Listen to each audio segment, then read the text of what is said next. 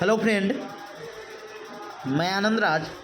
आप सब देखिए, बीपीएससी में जो बीएड जब से भी आपका बीपीएससी टीचर का रिजल्ट जारी हुआ है, उसके बाद बहुत सारा आपको चीज़ देखने को मिलेगा कि क्योंकि कोई भी रिजल्ट जारी किया जाता है तो उसका कट ऑफ निर्धारित किया जाता है। कितना कट ऑफ गया पता ही नहीं चला है, किसको कितना में लिया गया, कितना किसका नंबर आया, जिसका सिलेक्शन हुआ उसको कितना नंबर पर हुआ, कुछ भी इसका क्राइटेरिया है ही नहीं।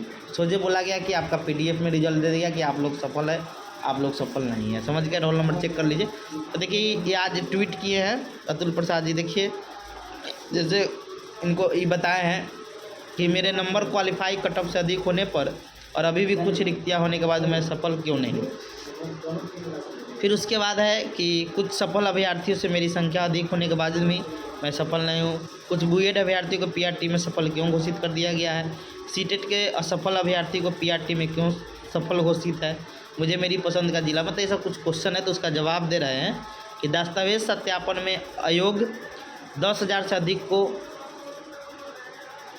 अयोग्य घोषित किया गया है। यानी जब डॉक्यूमेंट वेरिफिकेशन हुआ तो देखिए सिंपल चीज़ है कि जब ये चीज़ कट ऑफ से निर्धारित होता है। समझ गए?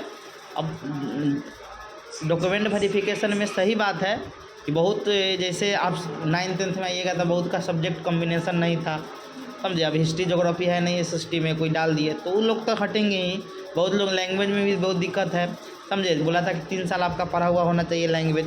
जो इस बार का नोटिफिकेशन था, पहले 19 में तो ये चीज़ था नहीं, 19 में था कि आपका सब्सिडी में भी लैंग्वेज है तो हो जाएगा। लेकिन इस बार का जो बीपीएससी का नोटिफिकेशन आया था उसमें 3 साल लिखा था कि 3 साल पढ़ित होना चाहिए भाषा का। कोई भी तो 3 साल में भाषा का आपका ऑनर्स में ही होता है। समझ गए? या कोई भी जो भी अलग हो, 3 साल पठित लिखा था, ऑनर्स वहाँ शब्द नहीं लिखा था, 3 साल सिर्फ पठित लिखा था कि 3 साल भाषा आपका पठित होना चाहिए। समझ गए? तो देखिए, तो वही दूसरा है कि भाषा के पेपर में असफल की करीब 4800 लोग भाषा के पेपर में असफल हुए हैं। फिर है आरक्षण का लाभ नहीं।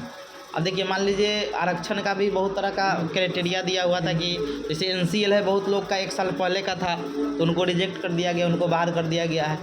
समझ गए? तो ये सब चीज़ है। फिर उसके बाद है सीटेट में सबसे बड़ा क्वेश्चन था कि जो लोग सीटेट फेल हो गए तो उनका रिजल्ट क्यों दिया गया। सही बात है, उनका रिजल्ट नहीं देना चाहिए था, क्योंकि मान लीजिए 10,000, मान लीजिए 5,000 या 1,000 स्टूडेंट सीटेट फेल हुआ होगा जिनका रिजल्ट ज़्यादा नंबर है, तो उनका तो 1,000 जो उससे पीछे वाला उनका तो सीट खा गया, उसका सीट तो चल गया, ख़त्म हो गया।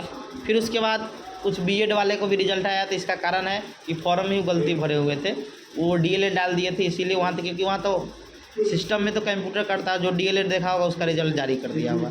समझ गए? और कुछ डीएलएड भी अपलोड किए थे अपना डॉक्यूमेंट। समझे?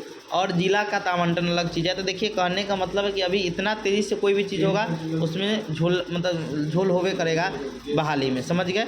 इतना जल्दी कोई चीज़ नहीं होता, आराम से कोई चीज़ होता है कि अब कट ऑफ दिए नहीं, कितना नंबर पर मेरिट बना, कितना क्या हुआ, किसका कितना मेरिट कट ऑफ गया। समझे? बिना कट ऑफ का रिजल्ट दीजिएगा तो किसी को रहेगा कि कितना पर हुआ, कितना पर नहीं हुआ। समझे? तो ये दिक्कत है। समझे? तो इनको कट ऑफ जल्दी से क्लियर करना चाहिए कि किसको कितना कट ऑफ गया, जनरल को कितना गया, ये सब चीज़ें। Thank you.